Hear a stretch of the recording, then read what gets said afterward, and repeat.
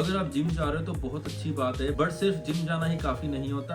एक अच्छे workout plan को फॉलो करना बहुत मैटर करता है, क्योंकि उस पर ही डिपेंड होएगा भी आपकी बॉडी बल्की बनेगी या लीन बनेगी या मस्कुलर बनेगी। तो ये वीडियो के थ्रू मैं आपके साथ शेयर करूंगा मंडे टू सैटरडे आपको कौन सा वर्कआउट प्लान फॉलो करना है। और ये वर्कआउट प्लान से डेफिनेटली आपकी बॉडी में फैट तो बहुत कम दिखेगा, बट मसल्स बहुत ज्यादा दिखेंगे, जिस वजह से आपकी ओवरऑल पर्सनैलिटी बहुत ही ज्यादा इंप्रूव हो जाएगी। मैं आपको कंप्लीट गाइड करूंगा सभी प्लान्स के अंदर, किस ऑर्डर वाइज आपको एक्सरसाइज करनी है, कितना रेस्ट लेना है, कितने रेपिटेशन, इवन एक्सरसाइज से पहले कौन सा वार्म अप करना है, सब कुछ शेयर करूंगा आपको इस वीडियो के थ्रू। तो शुरुआत करते हैं हमारा फर्स्ट डे मतलब कि मंडे। तो मंडे को आपने करनी है चेस्ट, ट्रैप्स एंड साथ में एब्स का वर्कआउट। तो सबसे पहले चेस्ट की एक्सरसाइज पे शुरू करते हैं। तो चेस्ट एक्सरसाइज शुरू करने से पहले आपने अपना शोल्डर का वार्म अप करना है। इसमें आपने 3 एक्सरसाइज करनी है। 2.5 kg का डंबल आपने पिक करना है और इसके साथ आपने फ्रंट रेसेस शुरू करनी है 15 रेपिटेशन। इसके बाद साथ के साथ आपने करनी है साइड रेसेस, इसके 15 रेपिटेशन। उसके बाद आपने करना है ओवरहेड प्रेस, इसके भी 15 रेपिटेशन। ये आपने बिना रुके 3 सेट करने हैं। इससे आपका शोल्डर जॉइंट, शोल्डर मसल अच्छे से वार्म अप हो जाएगा।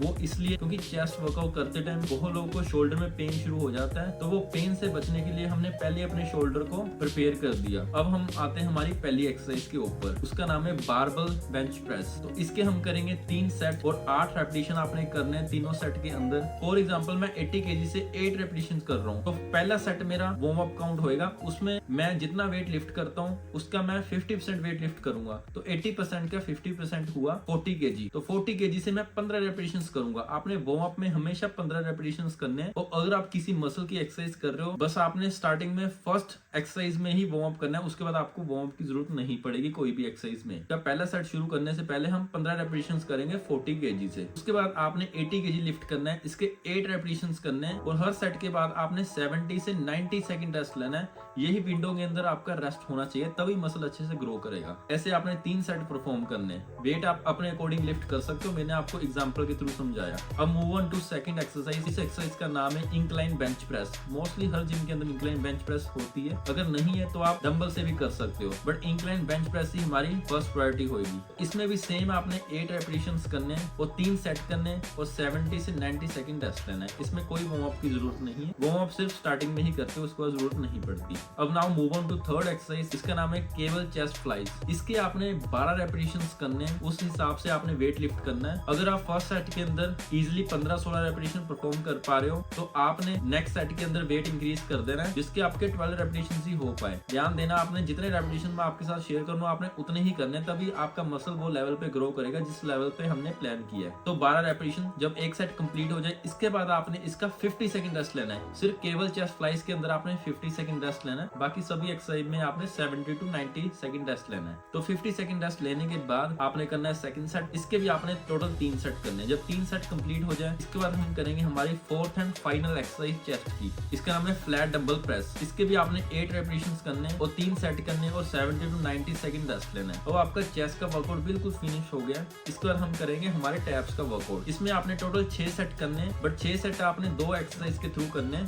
पहली एक्सरसाइज होगी आपकी डंबल श्रग्स। इसके आपने 15 रेपिटेशन करने हैं और हर सेट के बाद आपने सिर्फ 30 सेकंड रेस्ट लेना है, उस अकॉर्डिंग आपने वेट लिफ्ट करना है। जब 30 सेकंड कंप्लीट हो जाए, फिर से सेकंड सेट। ऐसे आपने 3 सेट करने हैं। जब आपकी डंबल श्रग्स कंप्लीट हो जाए, इसके बाद आपने करनी है बारबल श्रग्स। इसमें आपने उतना वेट लिफ्ट करना है जिससे आप मैक्सिमम 10 रेपिटेशन कर पाओ। तो जब आपके 10 रेपिटेशन कंप्लीट हो जाए फर्स्ट सेट के अंदर, तो उसके बाद आपने रेस्ट लेना है 50 सेकंड। इसके भी आपने 3 सेट करने हैं। तो ये 2 एक्सरसाइज आपके लिए सफिशिएंट होंगी ट्रैप्स को बिल्डअप करने के लिए। तो चेस्ट एंड ट्रैप्स का वर्कआउट हमारा डन। इसके बाद हम करेंगे एब्स का वर्कआउट। सिर्फ 10 मिनट ही करेंगे, इससे ज्यादा नहीं। इसमें टोटल मैंने आपके लिए 4 एक्सरसाइज सिलेक्ट की है। फर्स्ट एक्सरसाइज होगी आपकी प्लैंक। प्लैंक आपने 1 मिनट होल्ड करना है। जब 1 मिनट आपका कंप्लीट हो जाए, उसके बाद आपने 30 सेकंड रेस्ट लेना है और उसके बाद सेकंड सेट। इसके आपने 2 सेट करने हैं। आपने ध्यान देना, जब भी आप एब्स का वर्कआउट करते हैं, आपने मैक्सिमम 30 सेकंड ही रेस्ट लेना है, इससे ज्यादा नहीं लेना है। क्योंकि जो एब्स के मसल्स होते हैं, रेक्टस एब्डोमिनस, इसमें ज्यादातर स्लो टिच मसल फाइबर्स होते हैं। स्लो टिच मसल फाइबर्स को हमने कम रेस्ट देना होता है, तो 30 सेकंड आपने रेस्ट देना है एब्स वर्कआउट के अंदर।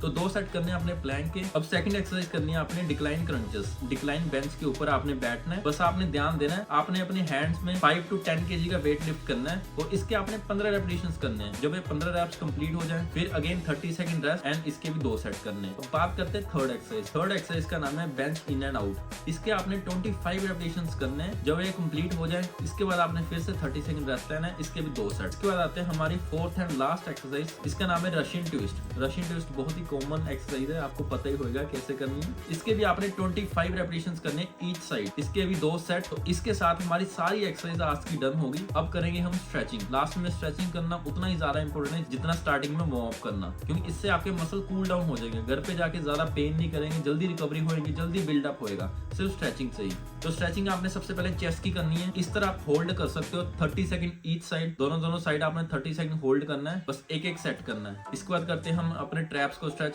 ये भी आपने 30 सेकंड होल्ड करना है दोनों साइड, एक सेट आपके लिए सफिशिएंट होएगा। और इसके साथ हम करेंगे शोल्डर का भी स्ट्रेच, क्योंकि चेस्ट वर्कआउट दिन हमारा शोल्डर भी यूज होता है। इसको भी आपने 30 सेकंड होल्ड करना है ईच साइड। तो इसके साथ हमारा आज का वर्कआउट हुआ डन, मतलब कि मंडे का वर्कआउट हमारा हुआ डन। तो ये था मेरा मंडे का कंप्लीट वर्कआउट। अब आपने ट्यूसडे को करना है बैक, डेडलिफ्ट एंड कार्डियो। इसमें क्या क्या करना है वो बताऊंगा मैं नेक्स्ट वीडियो में। सो मिलते हैं नेक्स्ट वीडियो में।